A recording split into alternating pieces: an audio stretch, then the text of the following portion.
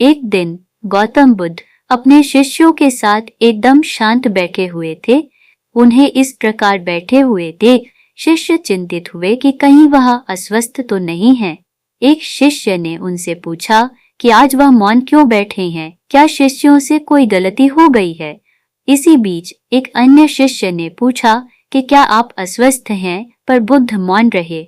तभी कुछ दूर खड़ा व्यक्ति जोर से चिल्लाया, आज मुझे सभा में बैठने की अनुमति क्यों नहीं दी गई है?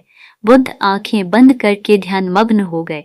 वह व्यक्ति फिर से चिल्लाया, मुझे प्रवेश की अनुमति क्यों नहीं मिली? इसी बीच एक उदार शिष्य ने उसका पक्ष लेते हुए कहा कि उसे सभा में आने की अनुमति प्रदान की जाए। बुद्ध ने आंखें खोली और बोले, नहीं, वह अछूत है, उसे आज्ञा नहीं दी जा सकती। ये सुनकर शिष्यों को बड़ा आश्चर्य हुआ। बुद्ध उनके मन का भाव समझ गए और बोले, हाँ, वह अछूत है।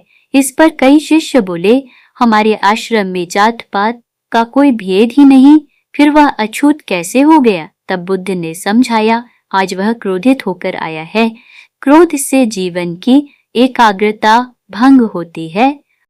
क्रोधी व्यक्ति प्राय मानसिक हिंसा कर बैठता है, इसलिए जब तक वह क्रोध में रहता है तब तक अछूत होता है। इसलिए उसे कुछ समय एकांत में खड़े रहना चाहिए।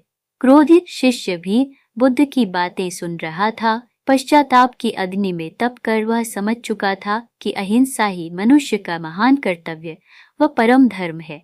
वह बुद्ध के चरणों में गिर पड़ा और कभी क्रोध न करने का प्रण लिया। शिक्षा आशय यह है कि क्रोध के कारण व्यक्ति अनर्थ कर बैठता है और पश्चाताप उससे बाद में होता है, जिसका कोई लाभ नहीं मिलता। इसलिए हमें क्रोध नहीं